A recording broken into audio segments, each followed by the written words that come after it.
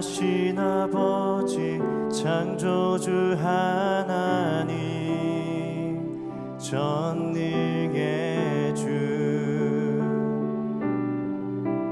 그의 성령으로 잉태된 주 예수 우리 구원자 하늘에 계신 아버지 독생자 구주 예수 성령 하나님 믿으며 삼위일체 믿네 몸이 다시 사는 것과 영원히 살 것을 나는 믿네 예수 이름으로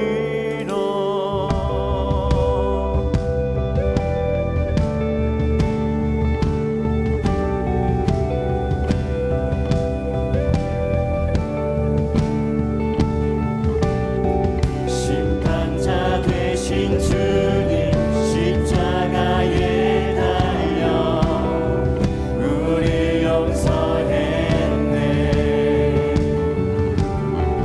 죽은 자 가운데서 영광으로 사셔 보좌에 앉았네 하늘에 계신 아버지 독생자 구주 예수 성령 하나님 믿으며 삼위일체 믿네 몸이 다시 사는 것과 영원히 살 것을 나는 믿네 예수 이름으로 난 믿네 예수 난 믿네 주의 부활 난 믿네 예수 그리스도의 주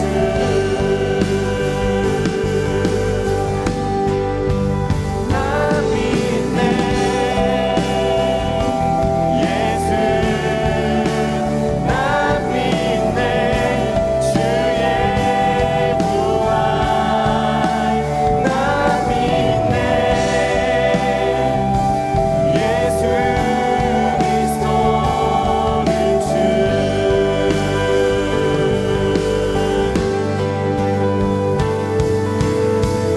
하늘에 계신 아버지 독생자 구주 예수 성령 하나님 믿으며 삼위일체 믿네 몸이 다시 사는 것과 영원히 살 것을 나는 믿네 예수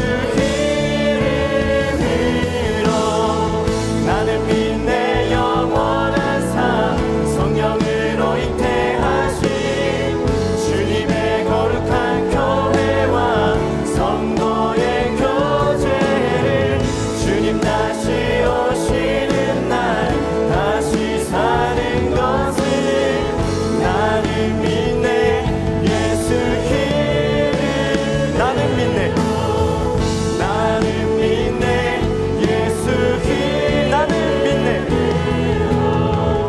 나는 믿네 예수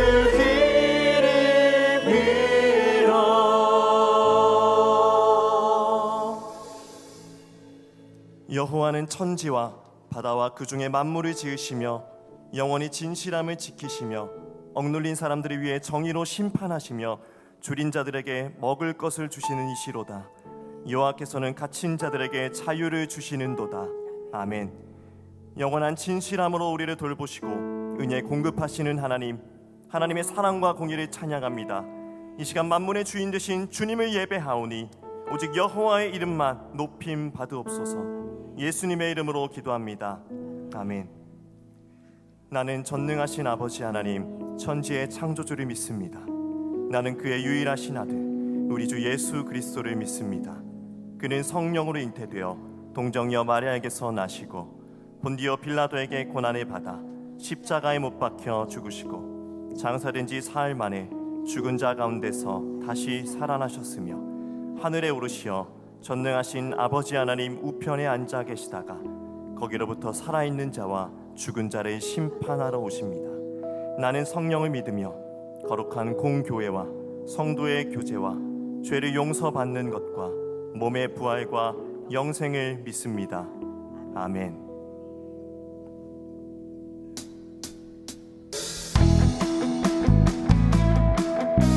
할렐루야. 이 시간 우리의 마음의 문을 여신 성령님을 사모하며 기쁨으로 나가길 소망합니다. 내 마음을 열어, 내 마음을 열어 주께 나가네. 그 손을 들고 주를 높이네. 내 모든 소망 주께 있으니 오직 주만 바라며 예배합니다. 내 맘을 열어, 내 맘을 열어 주께 나가네. 두 손을 들고 주를 높이네. 내 모든 소망 주께 있으니 오직 주만 바라며 예배합니다. 우리 모임 중에 임하신 주님, 주가 우리 하나 되게 하셨네. 우리 찬양 중에 거하신 주님, 우리 하나 되어 찬양 드리네. 내 맘을 열어 주께 나가네. 두 손을 들고 주를 높이네. 내 모든 소망 주께 있으니 오직 주만 바라며 예배합니다. 내 맘을 열어, 내 맘을 열어 주께 나가네. 두 손을 들고 주를 높이네. 내 모든 소망 주께 있으니 오직 주만 바라며 예배합니다. 우리 모임 중에 임하신 주님, 주가 우리 하나 되게 하셨네. 우리 찬양 중에 거하신 주님, 우리 하나 되어 찬양 드리네. 우리 모임 중에 임하신 주님, 주가 우리 하나 되게 하셨네. 우리 찬양 중에 거하신 주님, 우리 하나 되어 찬양 드리네.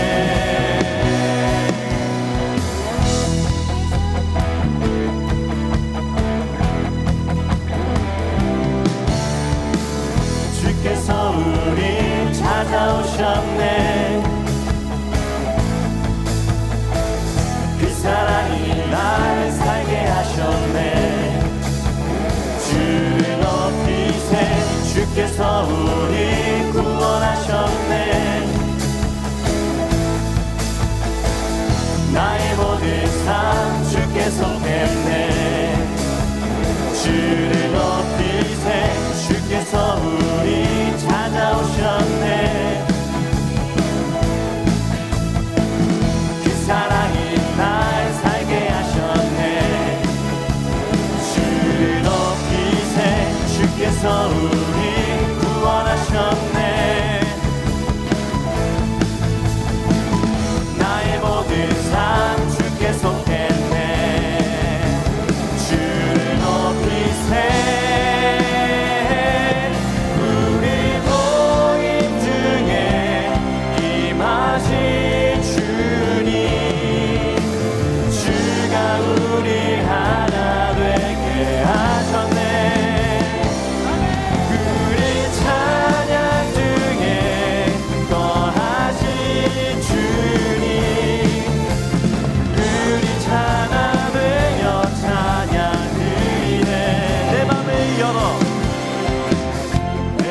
열어 주께 나가네. 두 손을 들어 주를 높이네. 내 모든 소망 주께 있으니 오직 주만 바라며 예배합니다.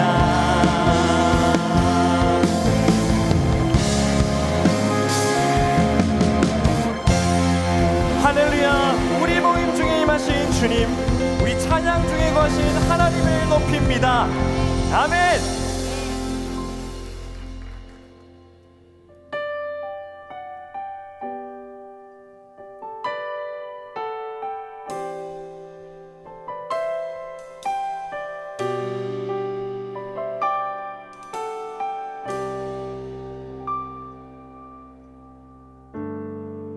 하늘의 문을 여소서, 이곳을 주목하소서. 주를 향한 노래가 꺼지지 않으니 하늘을 열고 보소서. 이곳에 임재하소서. 주님을 기다립니다. 기도의 향기가 하늘에 닿으니 주여 임재하여 주소서. 이곳에 오셔서 이곳에 앉으소서. 이곳에서 드리는 예배를 받으소서. 주님의 이름이 주님의 이름만이 오직 주의 이름만 이곳에 있습니다.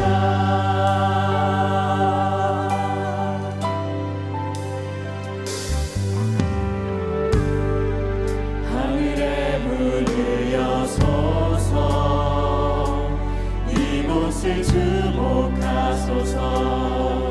주를 향한 노래가 꺼지지 않으니 하늘을 열고 보소서. 이곳에 임재하소서. 주님을 기다립니다.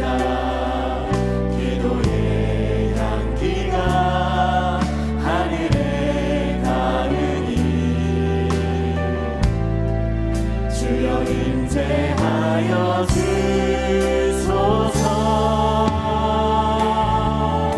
이곳에 오셔서 이곳에 앉으소서. 이곳에서 드리는 예배를 받으소서. 주님의 이름이 주님의 이름만이 오직 주의 기름만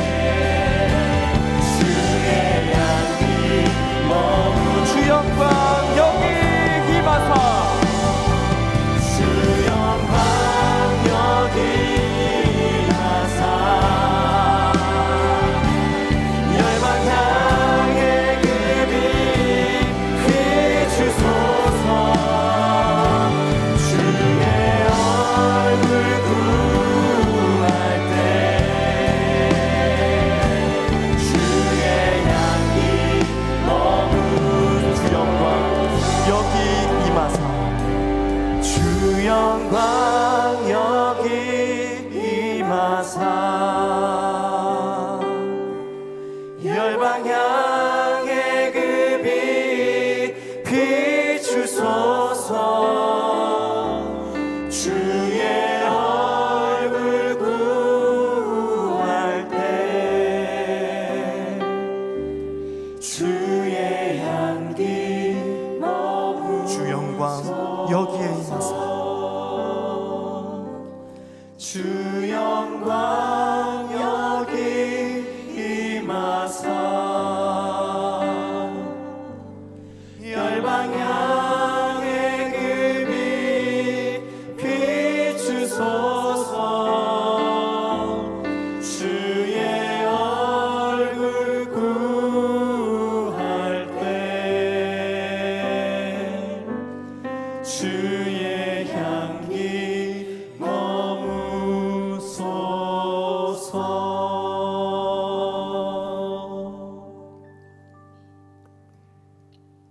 이 시간 화면에 나오는 공동 기도문을 읽으며 한 목소리로 하나님께 기도드리겠습니다. 교회를 세우시고 돌보시며 인도하시는 하나님, 해성교회가 아브라함에게 주셨던 하나님의 말씀을 따라 세상 만민이 우리로 말미암아 복을 받게 되는 축복의 통로가 되게 하시고, 예수님의 지상 명령을 따라 세상에서 힘들고 지친 모든 사람들이 하나님 안에서 풍성한 생명을 누리도록 사랑으로 섬기는 교회가 되게 하여 주옵소서. 우리의 예배와 사역을 통해 하나님의 살아계심이 드러나게 하시고, 말씀과 성령으로 사람을 세워가며 하나님의 나라를 꿈꾸는 사도행전적 교회가 되게 하여 주옵소서. 우리의 가정을 통해 믿음의 다음 세대가 자라나게 하시고, 교회와 가정, 주일학교와 주중학교, 경신을 비롯한 기독교 사학을 통해 요셉과 다니엘 같은 믿음의 사람들이 배출되게 하옵소서. 우리가 살아가는 이 지역과 이 나라에 공의와 질서 안에서 평안을 허락하여 주시며, 아픔과 고통 가운데 있는 모든 사람들에게 치유와 회복을 허락해 주옵소서. 아멘. 사랑과 빛이 되시는 만군의 주 여호와 하나님 아버지, 오늘도 가난하고 연약한 우리의 삶을 고백하며 주 앞에 나아갑니다. 그래도 주님이 늘 우리의 전부가 되어주신 것처럼 우리도 주님의 전부가 되기 원하오니 하늘 문 열어 임재하여 주시고 동행하여 주시어 살아계신 하나님 아버지 만나는 은혜와 주께 영광 돌리는 예배자들 되게 하여 주시옵소서.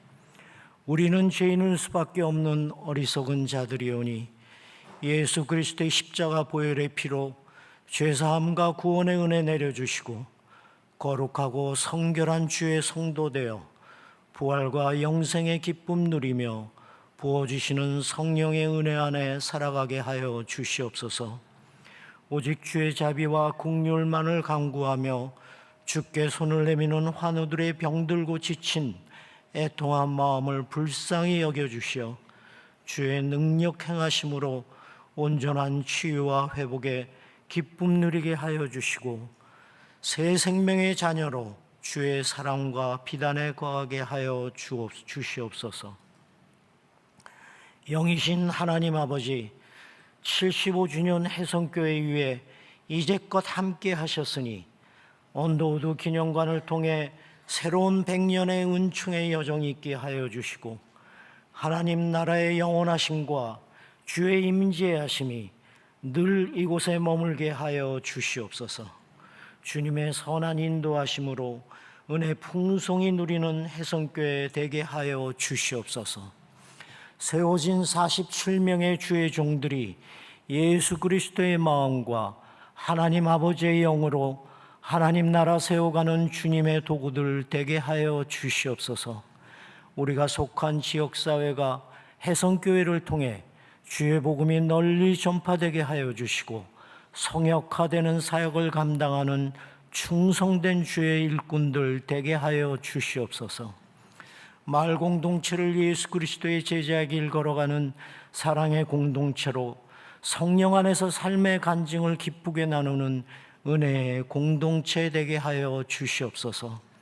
우리의 다음 세대가 하나님의 동행하심과 위로의 음성 들으며 이 나라와 세계를 하나님 나라 안으로 인도하는 복된 은혜의 축복의 통로자들 되게 하여 주시옵소서.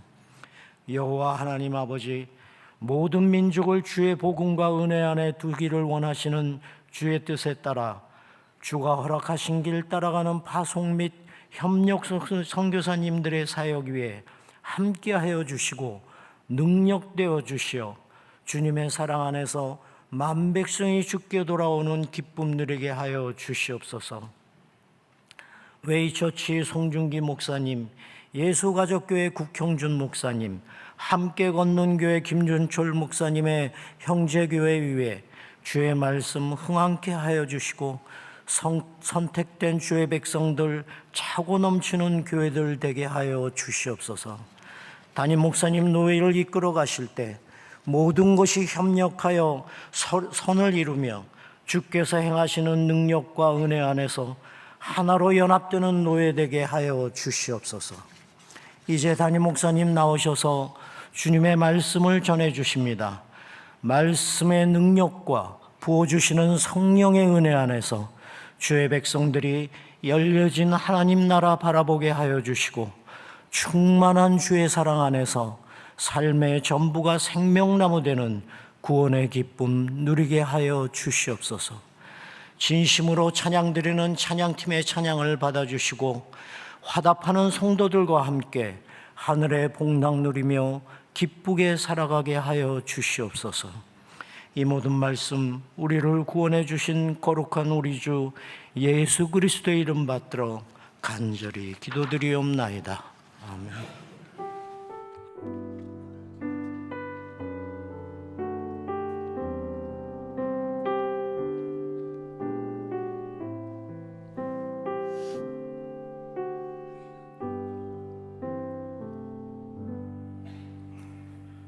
오늘 우리에게 주시는 하나님의 말씀은 요한복음 14장 16절에서 17절 말씀입니다. 화면에 참고하시어 합독하시겠습니다. 내가 아버지께 구하겠으니 그가 또 다른 보혜사를 너희에게 주사 영원토록 너희와 함께 있게 하리니 그는 진리의 영이라. 세상은 능히 그를 받지 못하나니 이는 그를 보지도 못하고 알지도 못함이라. 그러나 너희는 그를 아나니 그는 너희와 함께 거하시며 또 너희 속에 계시겠음이라. 아멘.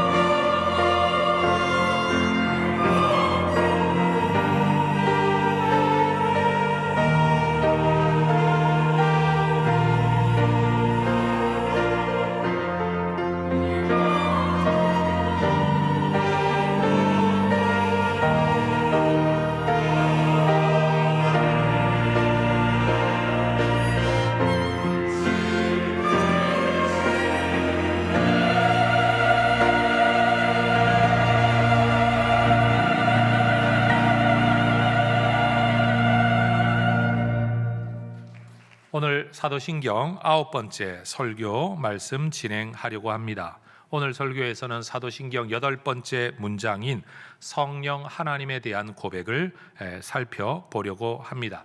이 문장 굉장히 짧죠. 옛 번역은 성령을 믿사오며 이고 새 번역은 나는 성령을 믿으며 입니다. 성부 하나님에 대해서는 전능하신 창조주 하나님, 아버지 하나님이라고 고백했던 사도신경에서 성자 하나님에 대해서는 6개의 문장으로 고백을 했는데 성령 하나님에 대해서는 당황스러울 만큼 간략합니다. 나는 성령을 믿습니다. 도대체 이 짧은 문장을 가지고 목사님 설교를 어떻게 하시나? 여러분 잘 아시죠? 문장이 짧을수록 설교는 길어집니다. 신학자들 가운데는 사도신경의 나머지 고백, 다시 말해 9번째부터 12번째의 문장, 9번째 문장은 우리가 새로운 공동체에 속하여 교제를 하게 된다라는 교회론에 대한 고백입니다. 10번째 문장은 내 죄를 용서받습니다라는 구원론에 대한 고백입니다. 11번째 문장은 내 몸이 다시 살아날 것을 믿습니다 라는 종말론에 대한 문장이고요. 12번째 문장은 영원히 살 것을 믿습니다 라는 내세론에 대한 내용입니다.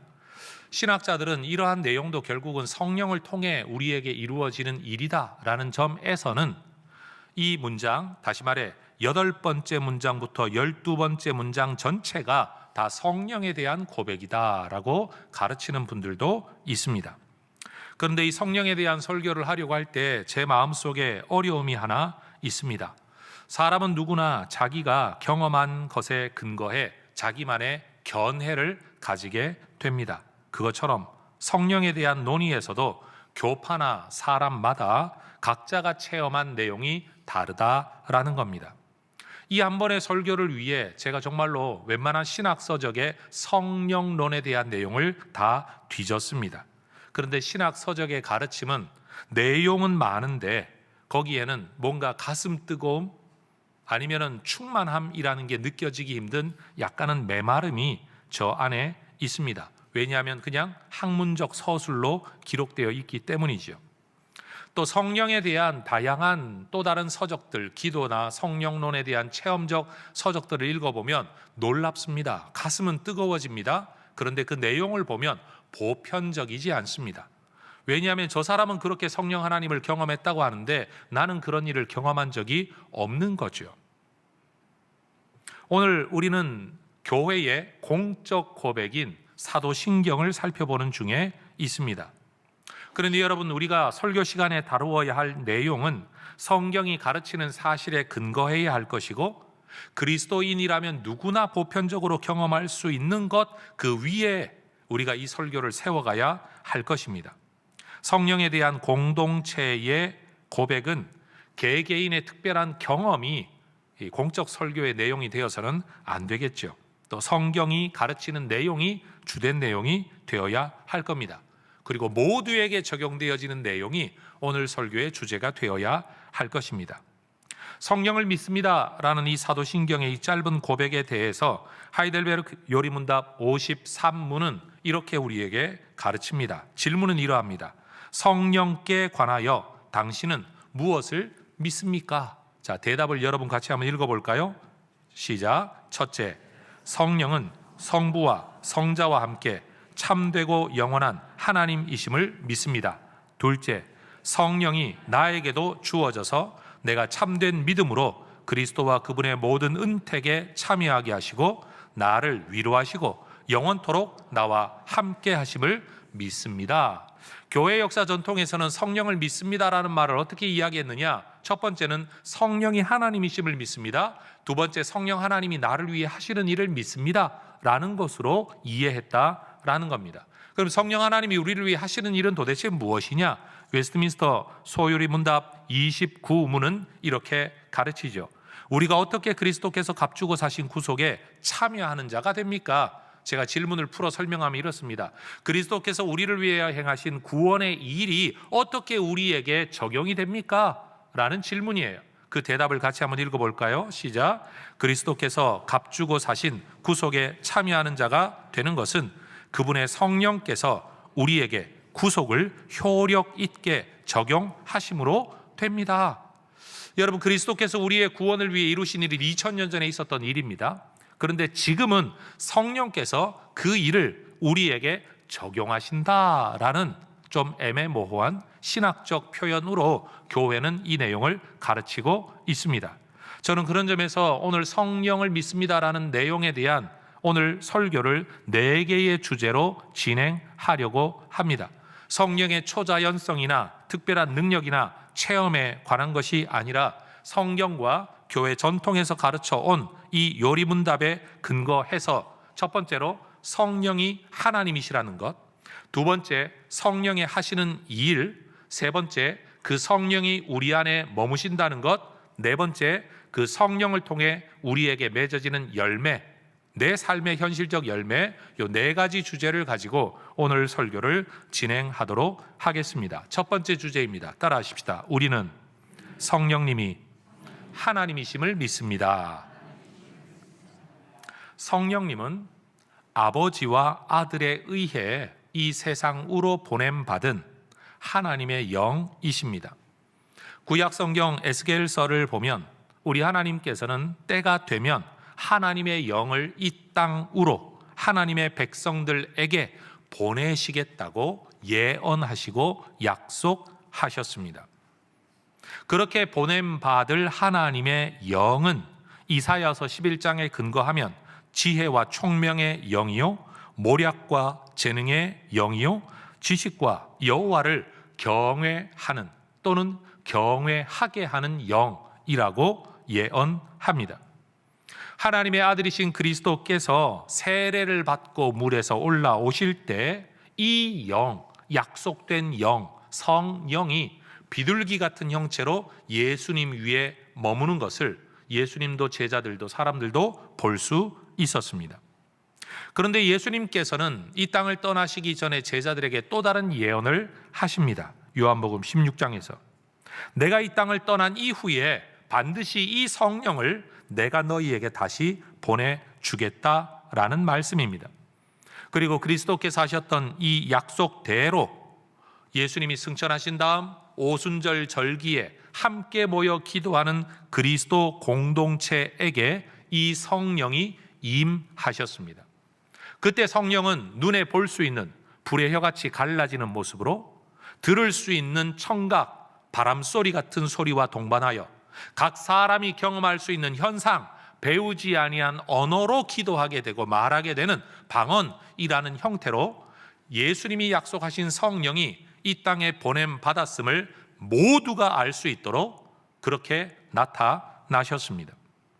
그래서 제자들은 사도행전 2장의 말씀을 보면 이 성령이야말로 예수님이 약속하신 바로 그 영이시라는 것을 체험적으로 확신 있게 알고 고백할 수 있었다라는 겁니다. 성경에 보면 성령 하나님을 마치 옷 입는 것처럼 묘사할 때도 있고 비둘기같이 묘사할 때도 있고 바람, 물, 불, 기름으로 묘사할 때도 있고 성령을 일컬어 담보라는 단어를 쓰기도 하고 도장, 다시 말해 인이라는 단어를 쓰기도 합니다. 성령에 대한 비유입니다. 그렇지만 성령 하나님은 비인격적인 힘 또는 능력이 아니라 인격이십니다. 여러분, 무엇인가가 인격이냐 아니냐를 결정할 때 여기에 물건 하나가 있죠. 사물. 우리는 이것을 그것이라고 칭합니다. 왜 그것이냐? 인격이 아니기 때문입니다. 인격이냐 아니냐를 결정하는 기준, 제가 하는 말이 아니라 보편적으로 하는 모든 말은 지, 정, 의가 있냐 없냐를 가지고 인격이다 아니다를 결정짓습니다. 성령 하나님은 하나님의 뜻에 통달하는 지성이 있으시죠. 그리고 우리에 대하여 안타까워하고 탄식하는 정, 감정도 있으십니다. 그리고 이루고자 하는 뜻, 의지와 실행할 능력도 가지고 계신 성령님은 인격이십니다. 그래서 성령은 그것으로 지칭될 게 아니라 그분이라는 인격으로 묘사되어야 하는 겁니다. 오늘 설교에서 저는 성령이라는 말보다는 성령님이라는 호칭을 의도적으로 사용하도록 하겠습니다. 왜냐하면 우리가 성령이라고 말하면 마치 물건을 취급하듯이 아니면 제3의 뭔가를 it이라는 단어로 지칭하듯이 우리에게 오해 가능성이 있기 때문에 하나님, 예수님이라고 칭하듯이 성령님이라고 칭함으로써 그분이 인격이라는 것을 우리가 되새기기를 바라는 마음에 제가 그렇게 표현을 하겠습니다. 여러분, 성령님은 성부 하나님의 영이신 동시에 성자 하나님 그리스도의 영이십니다. 그런데 생각해 보십시오. 하나님이 그의 영을 보내셨다라고 말하면 육체는 남고 영은 가야 되는데 우리 하나님은 육체로 존재하는 분이 아닙니다. 하나님은 영이시니 하나님 스스로가 영이십니다. 그러니 영이신 하나님께서 하나님의 영을 보냈다라는 말은 하나님 여기 있고 따로 보냈다는 게 아니라 하나님 그분이 우리에게 오셨다라고 이해하는 것이 옳습니다. 거듭남의 증거인 세례도 성령 하나님이 포함되어진 아버지 하나님, 아들 하나님, 성령 하나님으로 이름으로 베풀어져야 합니다. 왜냐하면 사람이 거듭나고 구원받는 것도 바로 성령 하나님의 역사의 결과이기 때문에 그렇습니다. 오늘날 예배에서 마지막 순서, 여러분 하나님의 복을 선포하고 선언하는 축복 또는 축도라고 일컬어지는 목사님들의 이 선언 뒤에도 그 고린도후서 13장 13절의 말씀이 원래 문장인데 이 내용에도 보면 하나님의 자녀인 성도들을 향한 하나님의 축복의 선포도 아버지 하나님, 아들 하나님, 성령 하나님의 이름으로 선포됩니다. 왜냐하면 그 하나님에 의하여 우리에게 그런 일이 일어나기 때문입니다. 그래서 벨기에 신앙 고백서 11조에서는 성령님에 대하여 이렇게 묘사하죠. 같이 한번 읽어볼까요? 제 11조, 성령님은 참되고 영원한 하나님이시다. 우리는 또한 성령님께서 영원부터 성부와 성자로부터 나오신다는 것을 믿고 고백합니다. 그분은 만들어지지도 창조되지도 태어나신 것도 아니라 다만 성부와 성자로부터 나오신다고 말할 수 있을 뿐입니다. 성령님께서는 순서에 있어서 삼위일체 가운데 제3위이시고 본질과 위엄과 영광에 있어서 성부 성자와 동일하시고 하나이십니다. 따라서 성경이 우리에게 가르치는 바대로 성령님께서는 참되고 영원한 하나님이십니다. 교회를 좀 다닌 분들은 지금 목사님이 하고 있는 설교가 저게 삼위일체 이야기를 하고 계신 거구나. 맞습니다. 바로 그겁니다. 성령님은 하나님이십니다. 자, 두 번째 주제입니다. 그럼 성령님이 하시는 일이 무엇이냐라는 것이죠. 아버지와 아들에 의해 세상으로 보냄받은 아버지의 영이자 아들의 영 또는 아버지 아들 그 자체이신 성령 하나님이 하시는 일이 무엇일까? 만약 성령님이 아버지의 영이고 아들의 영이라면 성령이 하시는 일도 아버지의 일이어야 되고 아들의 일이어야 논리적으로 맞습니다. 하나님의 영, 아버지의 영, 아들의 영이라고 말하는데 아버지가 했던 일과 다른 일을 한다면, 아들이 했던 일과 다른 일을 한다면 그 영을 일컬어 아버지의 영이다, 아들의 영이다 이렇게 말할 수는 없을 겁니다. 그럼 도대체 하나님의 뜻과 하나님의 일하심이 무엇이냐? 디모데전서 2장 4절을 보면 하나님의 뜻과 의지와 목적, 일하심의 목적이 무엇인지를 매우 분명하게 기록하고 있죠. 하나님은 모든 사람이 구원을 받으며 진리를 아는 데 이르기를 원하신다.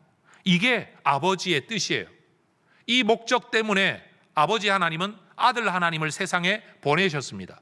아들 하나님은 순종하여 십자가를 지셨습니다. 그렇다면 아버지의 영이자 아들의 영이신 성령님은 이 땅에 오셔서 뭘 해야 되냐? 어떤 일을 하든지 그 목적은 뭐냐? 사람들이 하나님을 알고 하나님을 믿고 구원을 얻는 이 목적을 위해 성령 하나님도 일하신다는 거죠. 그래서 요한복음 16장을 보면 성령님이 하시는 일과 사역은 우리를 진리 가운데로 인도하신다라고 말씀합니다.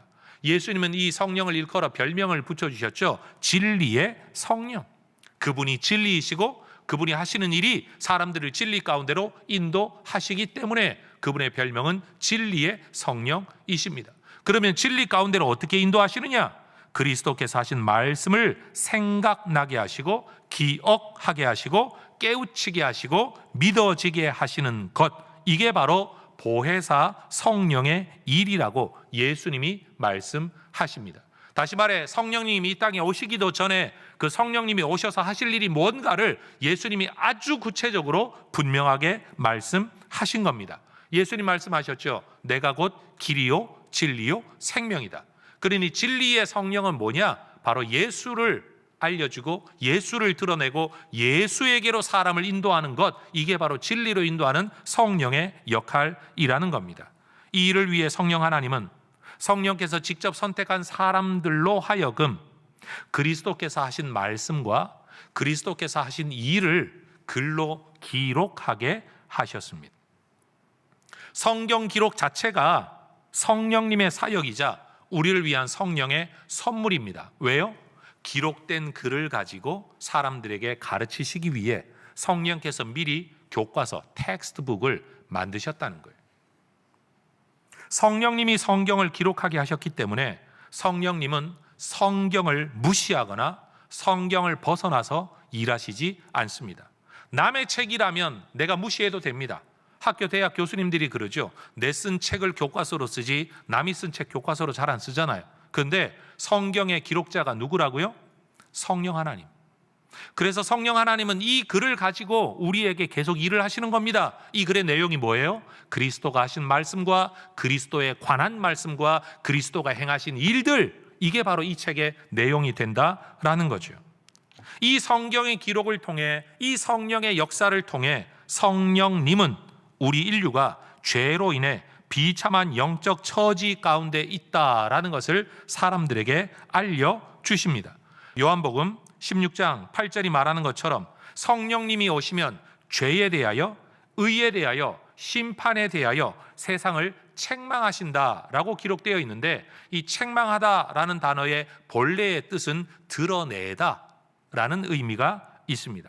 다시 말해 성령 하나님이 성경 말씀을 통해 우리에게 가르치는 내용이 뭐냐 하면 죄가 뭔가를 드러낸다는 거예요. 의가 뭔가를 드러낸다는 거예요. 심판이 무엇이며 어떻게 실행되는가를 우리에게 드러내신다라는 의미가 여기에 담겨 있는 겁니다.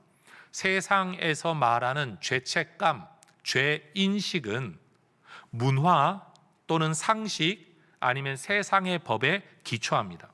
누군가에게 당신 죄인이지? 라고 물으면 그래, 나 죄인이다, 어쩔래?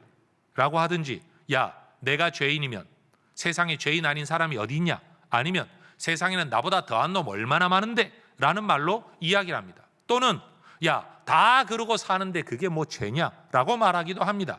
다시 말해 사람들이 가지고 있는 죄에 대한 인식은 경험, 문화, 상식, 윤리 또는 법에 근거한, 여러분 사회법에 근거한다라는 거예요. 근데 성경이 말하는 죄라는 건 그런 걸 말하는 게 아닙니다. 하나님 앞에서, 하나님과의 관계에서 우리의 영적인 본성으로서의 죄가 무엇인가를 드러낸다라는 거예요.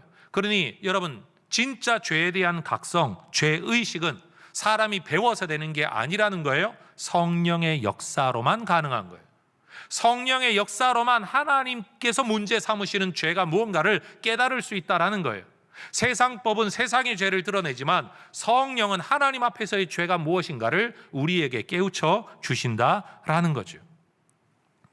이 땅을 사는 누구나 삶이 고단하다라는 것을 압니다. 또 경험합니다. 그리고 탄식합니다. 사람들은 내 삶의 처지가 비참하다라는 걸 사실은 누구나 다 압니다. 그런데 왜 그렇게 되었는지는 알지 못합니다. 이런 인간의 상태를 일컬어 에베소서 2장 1절은 허물과 죄 때문에 죽었던 상태, 죽은 상태라고 정의를 하죠.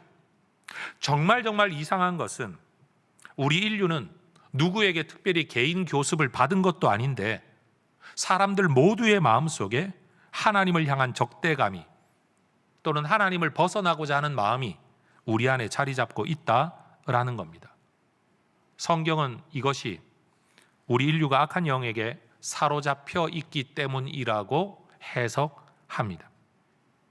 그래서 사람들은 참되신 하나님을 찾지도 않고 알아보지도 못합니다. 그럼 누군가는 말하겠죠. 목사님, 인류 역사를 보면 문화사 자체가 종교의 역사인데 인간은 종교적 존재인데 하나님을 찾지 않는다는 게 말이 됩니까? 제가 하는 말은 이거죠. 인간이 종교 안에서 신을 찾는다고 하더라도 그들이 찾는 신은 진짜 하나님 그 자체를 찾는 게 아니라 결국 내 필요를 채워주는, 내 안전을 보장해주는, 내가 원하는 것을 이루어주는, 하다못해 내가 해코지 당하지 않고 내가 어려움을 겪지 않고 나도 잘 되고 남도 잘 되고 내 모든 문제를 해결해주는 그런 신을 찾고 있는 거지, 진짜 하나님 그분 자체를 찾고 있지는 않다라는 겁니다. 여러분, 이러한 삶, 비록 종교를 가지고 있다고 할지라도 진짜 하나님을 알지도 못하고 깨닫지도 못하고 만나지도 못한 삶의 결과는 불보듯 뻔합니다. 성경은 말하죠. 본질상 진노의 자녀다. 다시 말해 진노 외에 다른 것으로는 처벌받을 게 없는 길이 정해진 존재라고 이야기하는 겁니다. 그런데 성령님께서는 성부 하나님이 그리스도를 통해 우리에게 행하신 일, 또는 우리를 위해 행하신 일, 또는 성자 그리스도께서 우리를 위해 행하신 일이 무엇인가를 우리에게 가르쳐 주시고 깨닫게 하시고 믿어지게 하십니다. 그리스도의 것을 가지고 사람들에게 알리는 역할을 성령 하나님이 하고 계시다라는 겁니다. 우리는 성령님의 깨우치시는 사역을 통해 하나님께서 우리에게 주신 것이 무엇인가를 비로소 알 수 있게 되는 겁니다.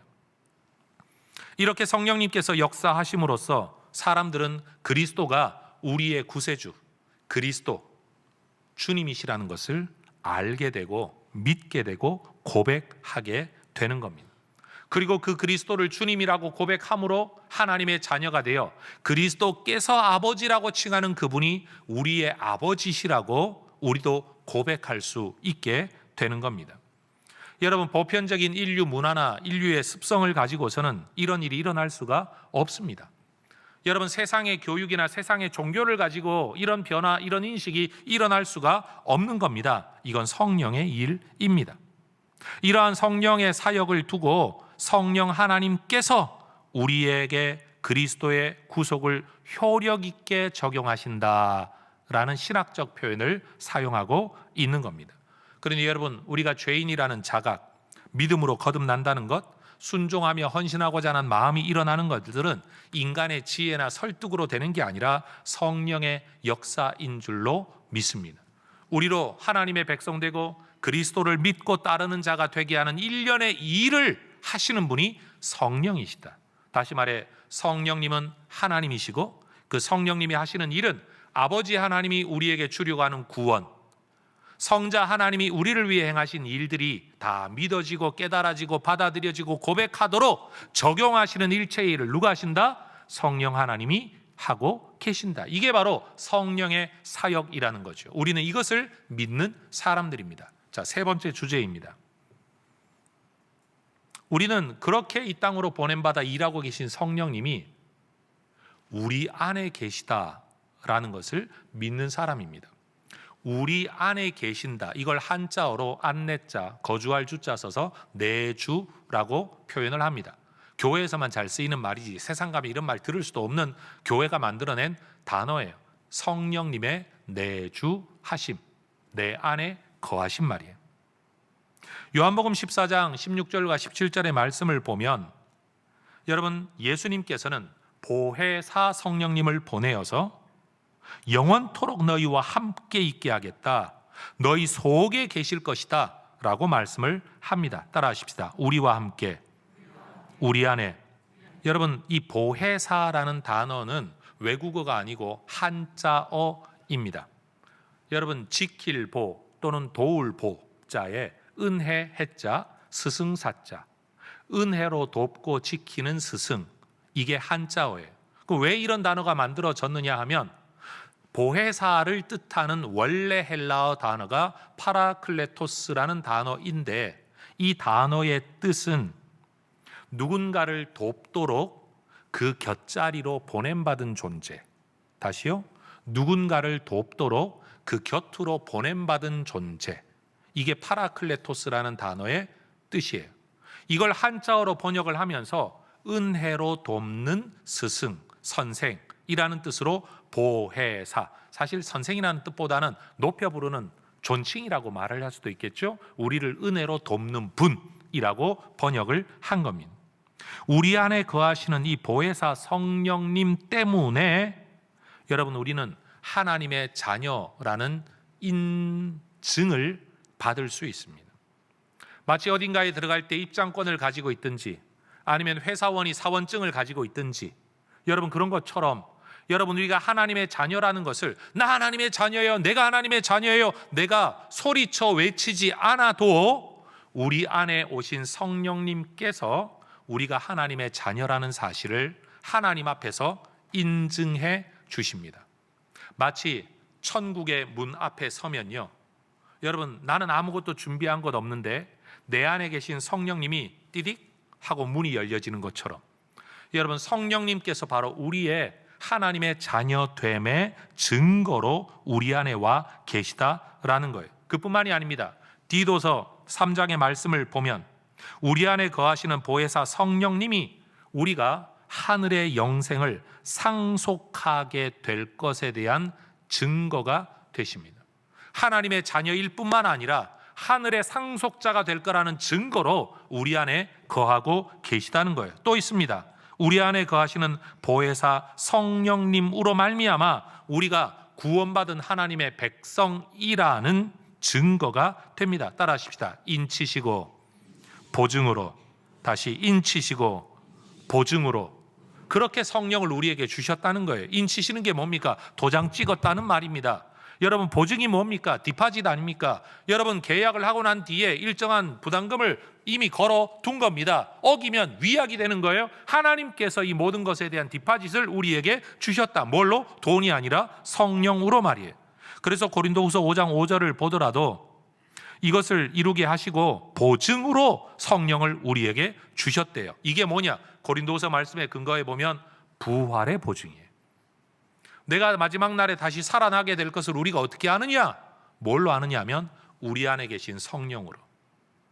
여러분 성령님은 우리에게 이런 역할을 우리 안에서 하고 계시다는 거예요. 그뿐만이 아닙니다.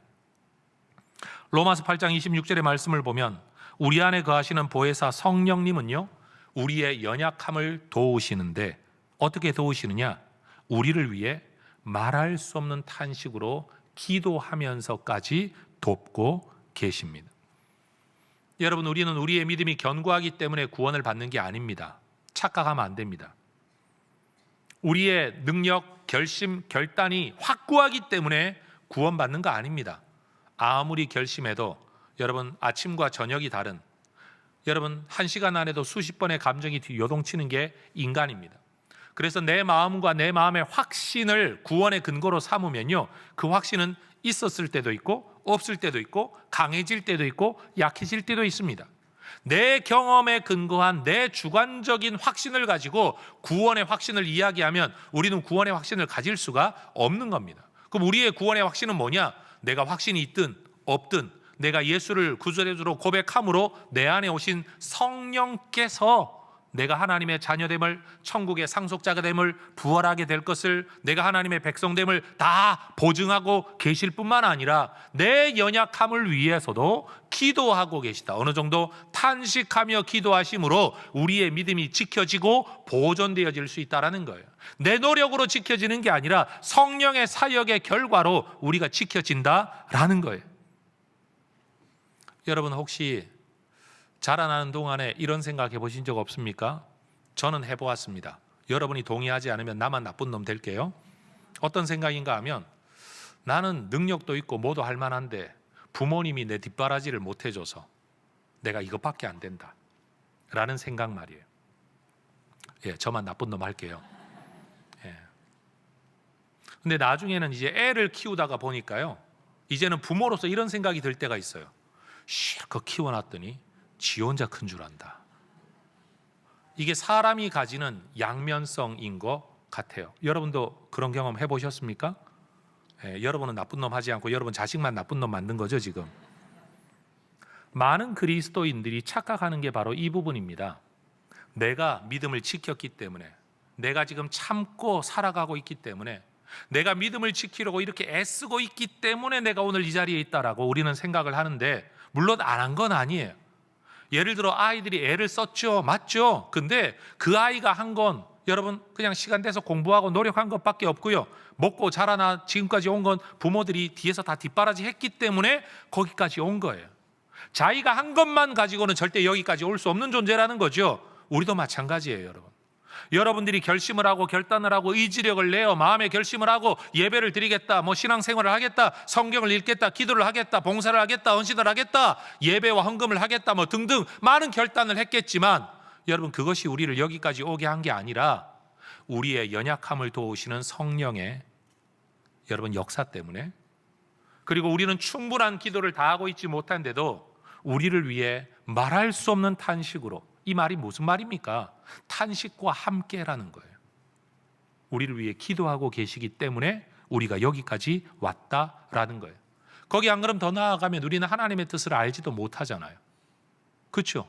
하나님의 뜻도 모르고 살아가는 우리를 위해 하나님의 뜻을 다 아시는 성령 하나님께서 하나님의 뜻대로 성도를 위하여 간구하심으로 우리가 지금 이 삶을 살아가고 있다라는 사실이에요. 우리 안에 계신 성령 하나님의 일하심, 바로 그 은혜를 힘입어서 말이에요. 그런데 여러분, 우리는 성령님이 하나님이심을 믿습니다. 성령님이 우리에게 그리스도의 구원의 역사를 이루셔서 우리가 구원받았음도 믿습니다. 근데 그게 끝이 아니에요.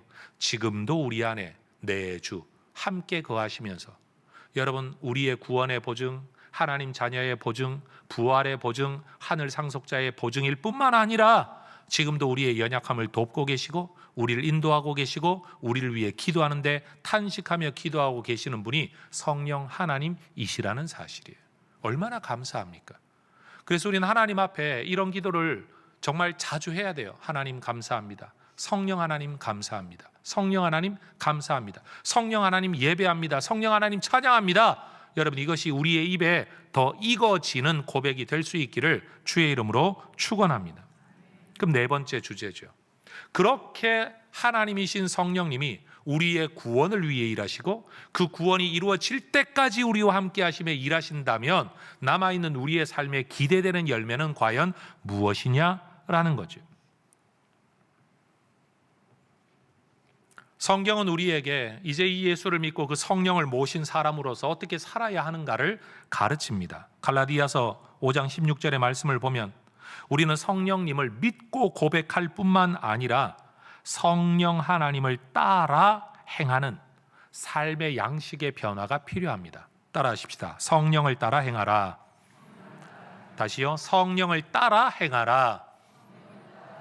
여러분, 예전에는 이런 내용이 있는지도 몰랐어요. 성령님이 계신 줄도 몰랐어요. 그렇게 살아야 되는 줄도 몰랐어요. 성령에 대한 이해가 없어요. 인지 자체가 불가능했어요.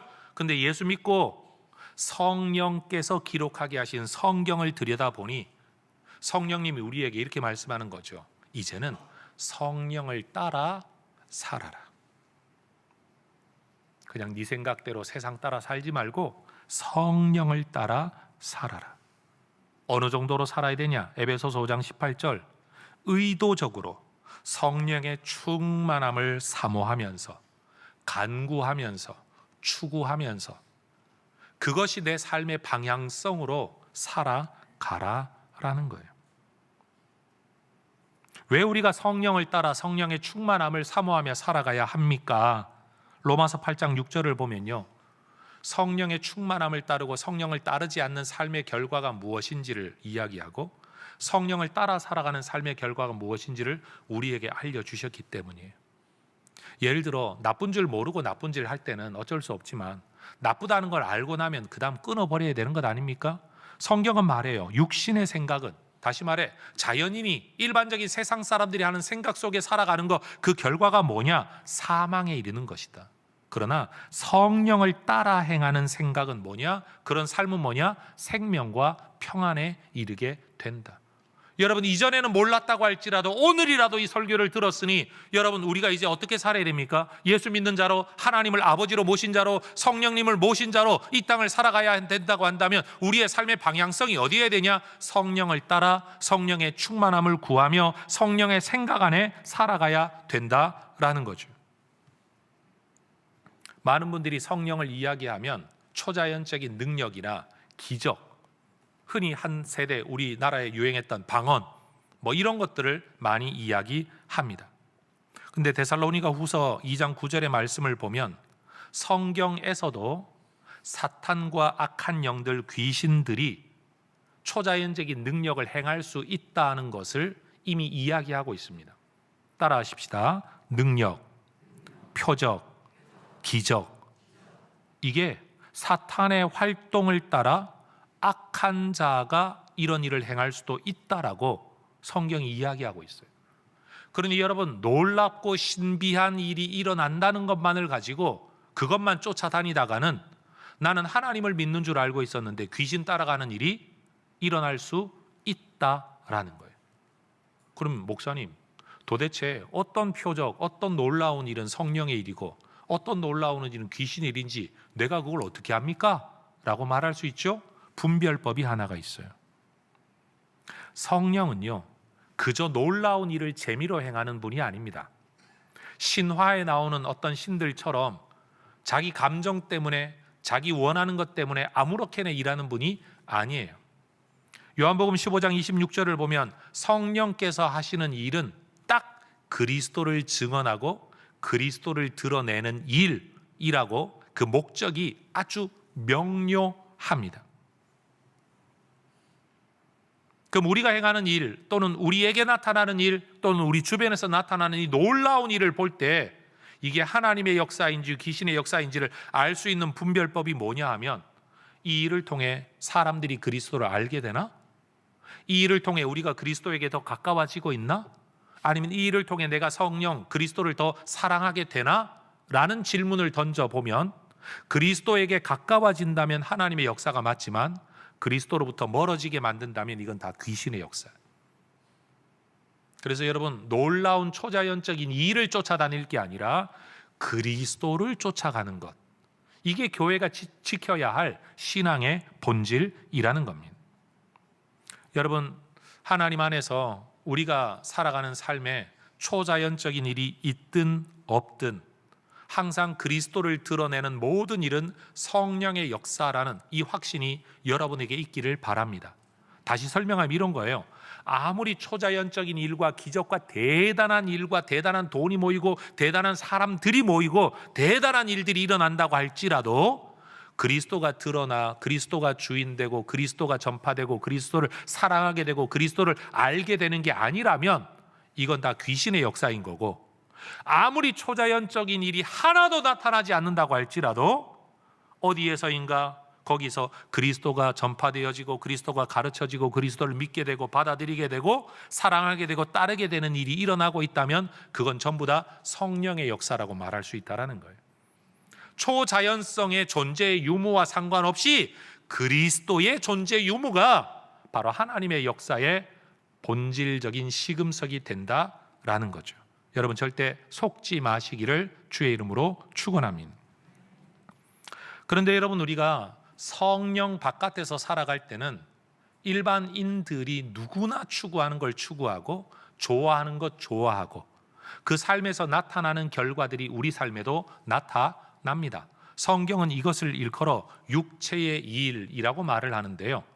여러분, 갈라디아서 5장 19절에서 21절이 일반적인 사람들의 삶에서 나타나는 주된 열매들이 뭔가를 설명합니다. 같이 한번 읽어보겠습니다.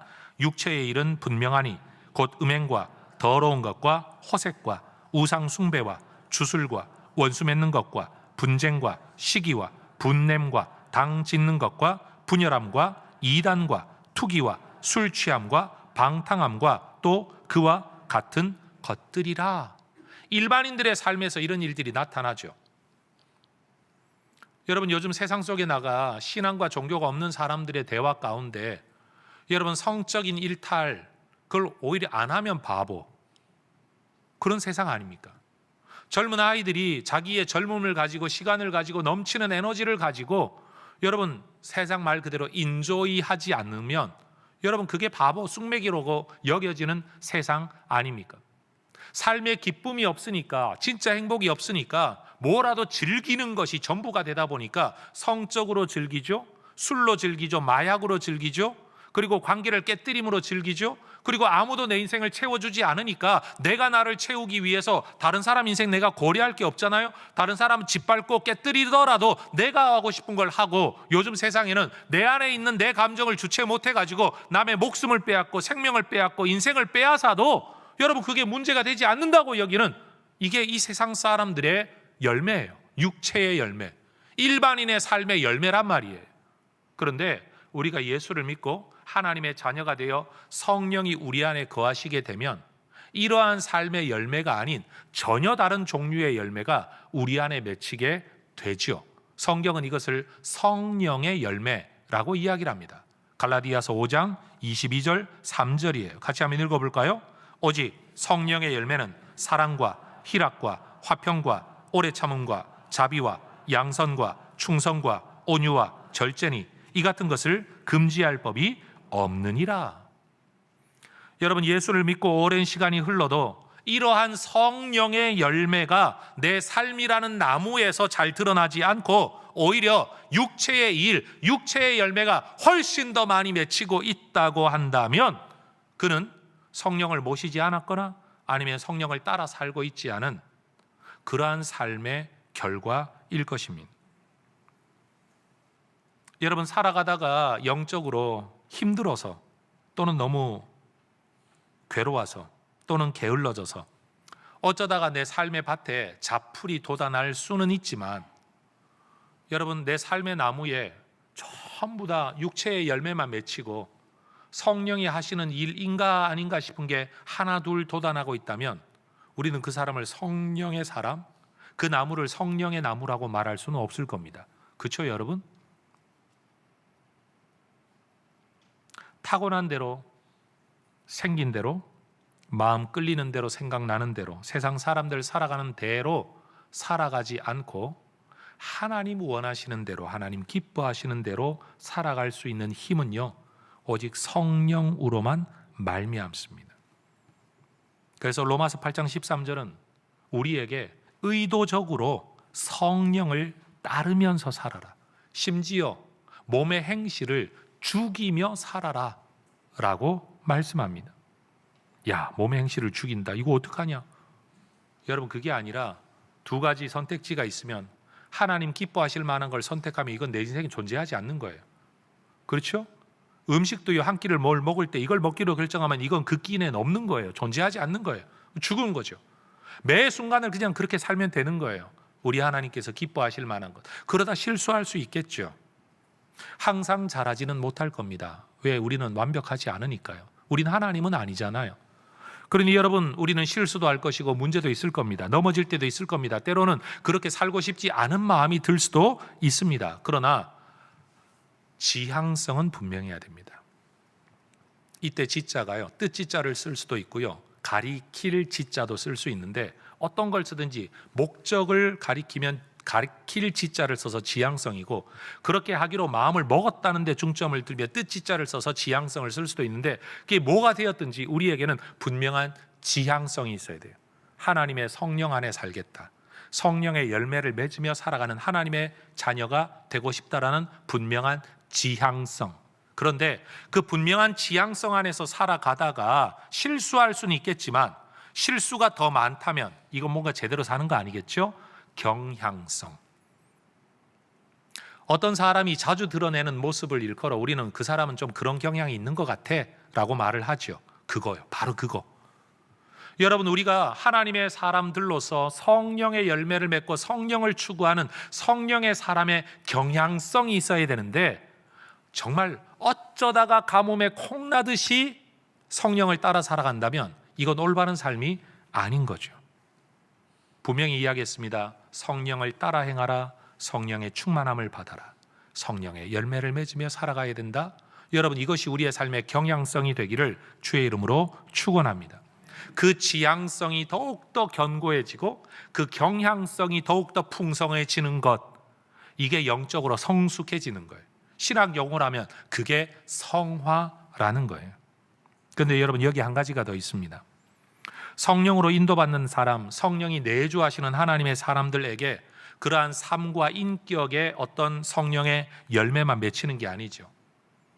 여러분, 분명 아버지 하나님은 세상 모든 사람이 진리를 알고 구원 얻는 데 이르기를 원하신다 그랬습니다. 그것을 위해 아들을 보내셔서 일하셨죠. 그 아들도 자기를 목숨을 내어주는 순종의 일을 통해 우리의 구원을 이루셨고, 성령 하나님은 그 일을 우리에게 적용하기 위해, 깨우치기 위해, 알게 하기 위해, 믿어지게 하기 위해 일하고 계신다 그랬습니다. 그러면 그 하나님을 아버지로 삼고 그 예수님을 주님이라고 부르고 그 성령님을 내 안에 모시고 있는 사람들이라면, 여러분, 이런 사람이 한 사람이 예수 믿고 구원 얻는 일에 관계 있는 삶을 살아야 될까요? 관계 없는 삶을 살아야 될까요? 질문이 어려우셨습니까?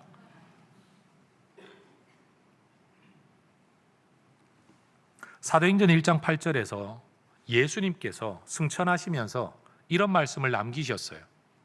오직 성령이 너희에게 임하시면, 가운데에 다 그냥 잘라내고 결론, 내 증인이 되리라. 따라하십시다. 성령이 너희에게 임하시면 내 증인이 되리라. 한 번 더. 성령이 너희에게 임하시면 내 증인이 되리라. 성령이 내주하시는 사람의 삶의 방향성, 그 사람이 관심을 가지고 행하는 사역의 핵심이 뭘까요? 예수 증인되는 거예요. 교회를 다니는 분들이나 다니지 않는 분들이나, 야, 교회 가면 맨날 전도하라 그래. 아주 지겨워. 그러면서 하는 말이, 왜 전도하라 그런 줄 알아? 헌금 더 늘리려고 그래. 그 교회가 건축했다며? 헌금 필요하다며? 사람 늘리려고 그러는 거지 뭐. 목사가 지가 유명해지려고 그러는 거지 뭐. 별의별 소리를 다 합니다. 제가 그거 틀린 말이라고 하지는 않을게요. 이왕이면 적은 교회보단 큰 교회가 낫고, 예배 숫자 적은 것보다 많은 게 낫고, 사람이 더 오면 헌금이 늘어나는 건 자연적인 결과입니다. 근데 한번 생각해 보세요. 성경에서 전도하라는 말을 하고 있습니까? 안 하고 있습니까? 예수 믿고 사는 동안에 전도하라는 말로부터 자유로워질 수는 없습니다. 아니, 진지하게 한번 생각해 보세요. 내가 예수를 믿고 살면서 이 성경을 하나님의 말씀이라고 믿고 사는 한, 여러분, 성경에 전도하라는 구절이 어쩌다가 나옵니까? 자주 나옵니까? 적게 나옵니까? 많이 나옵니까? 예수님께서도 승천하시면서 성령이 너희에게 임하시면 뭐가 된다고요? 내 증인이 되리라. 여러분, 성령을 모시고 살아가는 사람, 다시 말해 사도신경에서 성령을 믿습니다 라고 고백하고 살아가는 사람의 삶의 특징이 뭐냐? 전도입니다. 제가 지금 말하고 있는 전도는 사람을 끌어다 앉혀놓는다, 이거 말하고 있는 게 아닙니다. 내 증인이 되는 것. 증언의 결과는 우리가 알 수 없습니다. 그건 우리가 책임질 수 없습니다. 그러나 증언하는 증인이 되는 것, 그건 성령을 품고 있는 사람이라면 당연한 일이고 마땅히 해야 될 일이라는 사실입니다.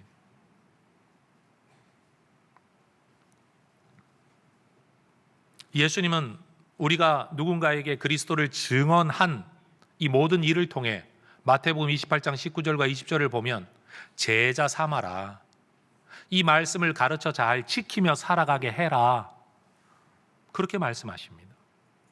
교회 공동체가 해야 할 일은 뭐냐 하면, 바깥으로는 예수를 증언하는 것이고요, 안으로는 제자 삼고 말씀 가르쳐 말씀 지키며 살아가도록 돌보는 일체의 행위, 서로 격려하는 행위, 이게 교회 공동체의 존재 목적입니다.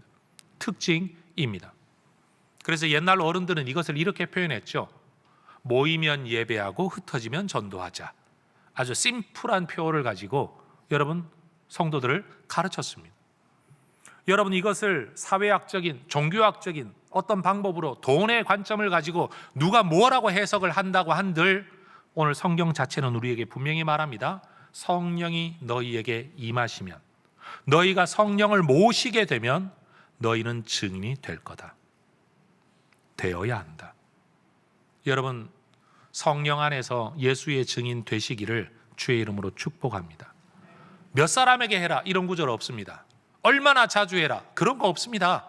그냥 그것이 일생의 내 삶의 지향성, 방향성, 경향성, 이게 내 과업, 직업은 다 직업, 먹고 살기 위한 직업이겠지만 그 직업을 통해 내가 해야 될 일이 뭐냐? 영적으로 볼 때 본업은 예수를 증언하는 것. 세상에서의 본업은 돈 버는 일이지만 영적으로 볼 때 본업은 그리스도를 증언하는 것. 그래서 여러분, 사람 만나는 걸 두려워해서는 안 되는 거죠. 왜요? 사람을 만나야 그리스도를 증언하니까요. 여러분, 혼자 사는 거 좋다? 아니요. 그래서는 안 돼요. 어떻게든 사람들과 연결되어져 그리스도를 증언해야 합니다. 심지어 고린도전서 12장과 14장을 보면 이렇게 그리스도를 증언하고 그런 성도들이 모여 예수의 제자로 살아가는 일을 위해 성령께서는 초자연적인 영적 은사까지도 공급하신다라고 이야기합니다. 그것마저도 성령의 역사입니다. 왜요? 그게 하나님의 뜻이니까요. 그게 성령님의 사역의 목적이시기 때문인 겁니다. 교회 공동체를 섬기라고 은사를 공급해 주시는 이 모습만 보더라도 공동체를 섬기고 여러분, 복음을 증거하는 것이 하나님의 뜻이라는 분명한 증거가 되는 거죠. 성도 여러분, 그리스도인은 무엇을 믿는 사람들입니까? 결론입니다. 우리는 성령님이 아버지 하나님과 아들 그리스도의 영이심을 믿습니다.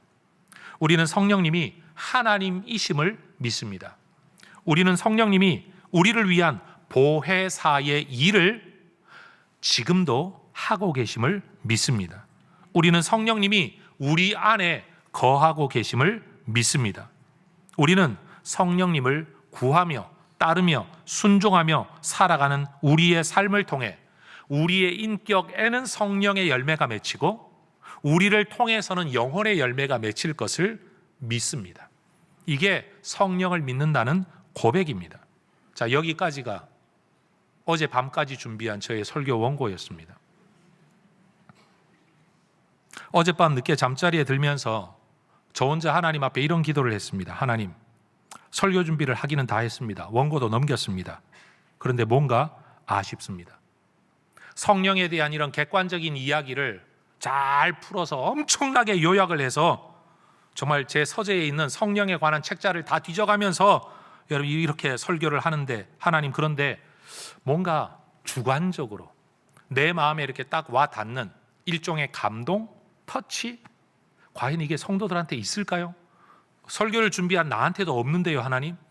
그래서 이리 뒤척 저리 뒤척하면서 기도했습니다. 하나님, 뭔가 화룡점정처럼 하나님께서 뭔가 이게 감동의 포인트를 주셔야 되겠는데, 하나님, 뭘까요? 기도하다 잠들었습니다. 근데 오늘 아침에요, 정말로 딱 눈을 뜨자마자 세 가지가 딱 떠올랐습니다. 전 이거 하나님께서 제게 주신 기도의 응답이라고 믿습니다. 그 세 가지가 떠오르는 순간, 맞아, 제 스스로에게는 약간의 감동이 있었습니다. ESTJ. 너 T야? 할 때 그 T. 전혀 감동 없는 제 마음속에 맞아. 맞아. 여러분, 시즌 내내 맞아 라고 말하며 제가 지금 말하려고 합니다. 여러분에게 감동이 있을지 없을지 모르지만 저에게는 감동이 된 하나님이 깨우쳐 주신 세 가지 주제가 있습니다. 첫 번째, 우리는 예수님을 믿을 때 예수님이 인류를 위해 십자가를 지셨대. 예수님이 우리를 위해 죽으셨대. 예수님의 사건을 객관화, 보편화합니다. 그러다 보니까 예수님이 나만 위해 죽으셨나? 내가 저렇게 꼴보기 싫어하는 저 집사를 위해서도 죽으셨는데? 라고 말을 하며 예수님의 죽으심이 내게 큰 감동이 안 될 때가 있어요. 사실 제가 그랬거든요. 아니 우리를 구원하시려고 죽으셨나 보지 나도 믿으니까 구원은 받을 거야. 그런데 n분의 1 아니야? 내가 받은 은혜? 구원받은 모든 사람의 n분의 1만큼만 받은 거지 내가 그걸 가지고 그렇게 가만히 감동을 해야 되나? 심지어 목사일 때도 그런 생각했었습니다. 근데 어느 날 이 문제가 이게 별로 건강한 생각이 아닌데 진지하게 기도를 했는데, 여러분 기도하며 시간을 한참, 이게 그냥 시간이 아니라 진짜 몇 년의 시간을 보내는 동안 제 안에 하나의 깨달음이 왔습니다. 그게 뭔가 하면, 다른 사람이 다 구원을 못 받는다고 해도 너는 예수 믿으면 네가 구원받는 거고, 다른 사람이 다 구원을 받는다고 해도 네가 예수 안 믿으면 구원 못 받는 거기 때문에 너는 n분의 1만큼의 은혜를 얻은 게 아니고 하나님 편에서는 n분의 1이라고 말할 수 있지만 네 편에서는 네 영혼이 전부 아니냐? 너는 n분의 n만큼의 은혜를 받은 거다. 여러분 이해가 되십니까 여러분? 결국 하나님이 내게 구원을 주신 거예요. 똑같은 깨달음이 오늘 아침 저에게 왔어요. 우리는 아버지 하나님과 성자 그리스도께서 성령을 보내셨다라고 신학적으로 진술합니다. 그리고 우리는 성령님이 오셨습니다 라는 말로 표현을 합니다. 그런데 하나님이 보내셨고 성령님은 오셨다라고 제3자의 입장에서 객관적인 서술을 할 수 있을런지 몰라도 내 개인 편에서 보자면 하나님이 나에게 개별적으로 자격 없음에도 성령님을 주신 겁니다. 그래서 성령 오심은요 선물입니다. 여러분 이게 믿어지십니까? 여러분 누군가가 엄청나게 비싼 것, 엄청나게 귀한 것, 세상에 둘도 없는 것을 나한테 선물을 했는데 내가 받고 나서 이 가치를 제대로 몰라가지고 이까짓 거 이거 뭐 이런 걸 주냐, 야 저 화분으로 써라, 꽃병으로 써라 그냥 이러고 만약 도자기를 그런 식으로 쓴다면 여러분 그걸 준 사람 얼마나 마음이 상할까요? 우리 하나님께서 우리에게 성령을 주셨다라는 건요, 우리는 기다리는 게 그거죠. 첫 번째 일단 돈 기다리고, 그렇죠? 은혜 우리가 원하는 것. 두 번째 건강 기다리고, 세 번째 하는 일 잘 되는 것, 자식 잘 되는 것, 뭐 이런 거 우리가 다 원하는 엄청 큰 선물이라고 여기고 있는 이런 것들이잖아요. 근데 그런 건 여러분 둘도 되고 셋도 되고 넷도 되는데 예수를 주시고 성령을 주신 건 누구도 대체 불가한 유일한 우리 하나님의 선물인 줄로 믿습니다. 여러분 성령이 내게 오셨다. 다시 말해 하나님이 성령을 내게 주셨다. 나는 성령님을 받았다라는 이 사실이 여러분 특별한 하나님의 선물로 믿어지시기를 축복합니다. 두 번째, 이 세상에서는 귀신에 접신하는 것, 예를 들어 신내림 받는 것, 이거 굉장히 특별하고 드문, 아무한테나 주어지지 않는 특별한 사건이라고 우리는 알고 있습니다. 한국의 문화 속에 누구나 알고 있는 일이죠. 아무한테나 일어나지 않는 특별한 일. 그런데 여러분 우리에게는 하나님의 영, 신은 신인데 성신이라고 일컬어지는 그분이 우리에게 임하셨습니다. 불경스럽긴 하지만 세상에 속된 표현을 그대로 쓰면 우리는요 신내림 받은 겁니다. 안 믿어지세요 여러분? 그런데 세상의 무당들도요 큰 귀신, 작은 귀신, 어떤 귀신에 신내림 받았느냐에 따라 끝발이 다릅니다. 동자 귀신쯤 되는 애들은요 별거 없어요.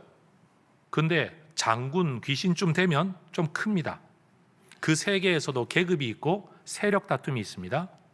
그럼 여러분 잡귀신에 접해도 여러분 그렇게 되는데 천하의 하나님께서 우리에게 오셨대요. 그럼 제가 질문해 볼게요. 예수 믿는 사람들이 귀신이나 무당을 두려워해야 됩니까? 귀신이나 무당이 우리를 두려워해야 됩니까?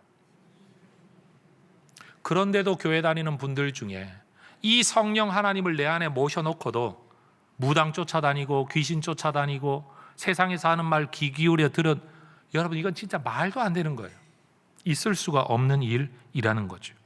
여러분 성령이 우리에게 오셨다, 내 안에 성령이 오셨다는 것은요 말 그대로 사건입니다.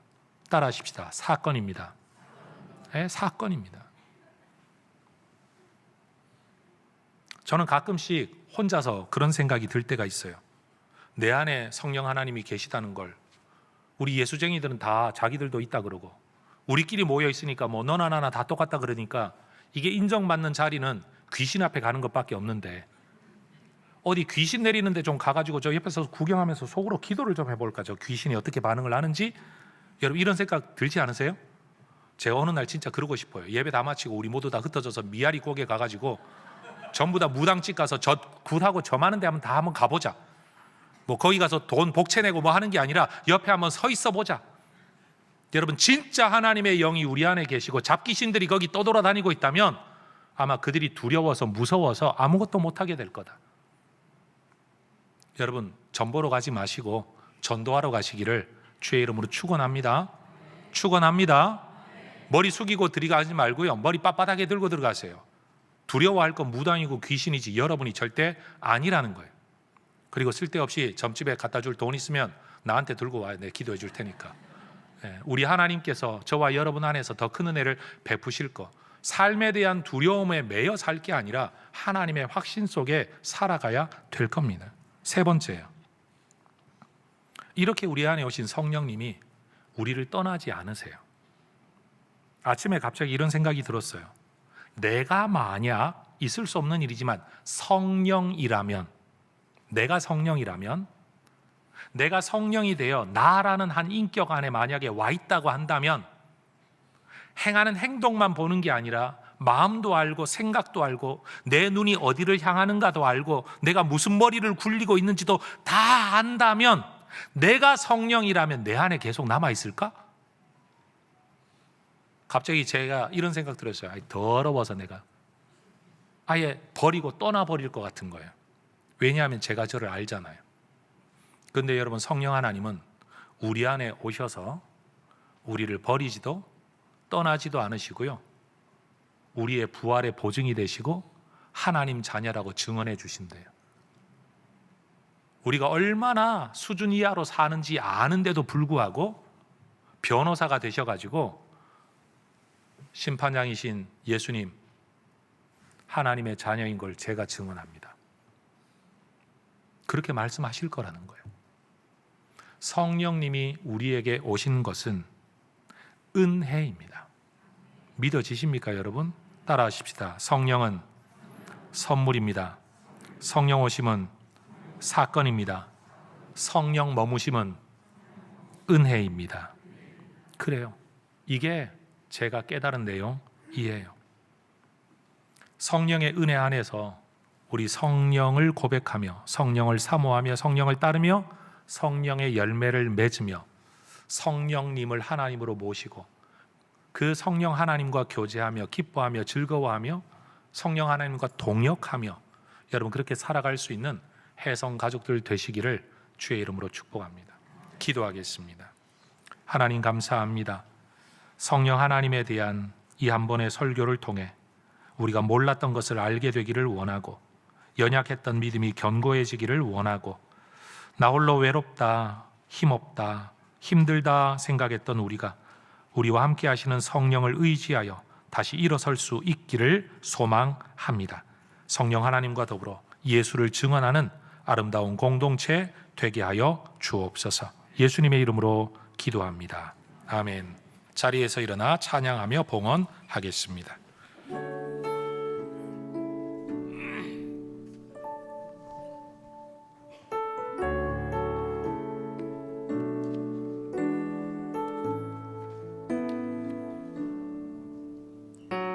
허무한 시절 지날 때 깊은 한숨 내쉴 때 그런 풍경 보시며 탄식하는 분 있네.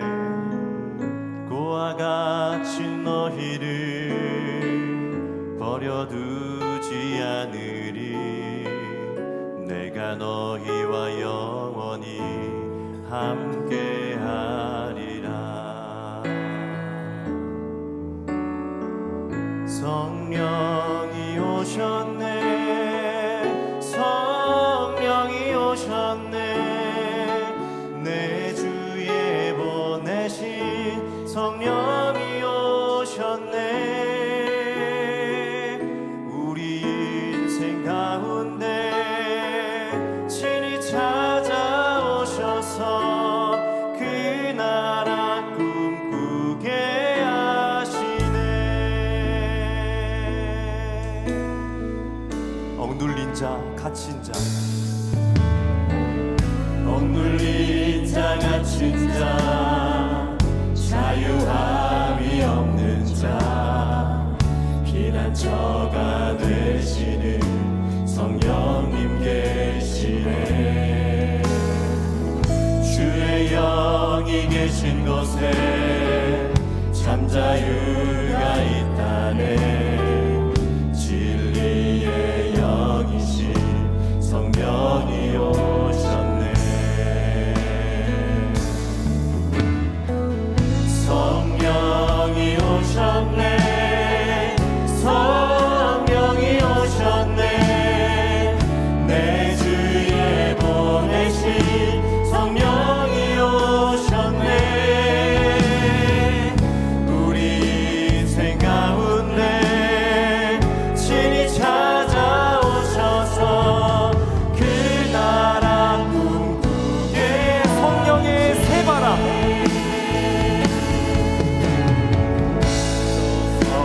주의 새바람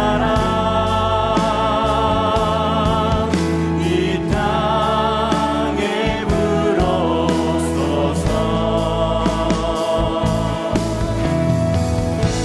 주의 영 그 생기로 우리를 다시 살리사 이 땅에 하나님 영광 더하니 그런 교회가 되게 하소서. 열방에 하나님 영광 비추리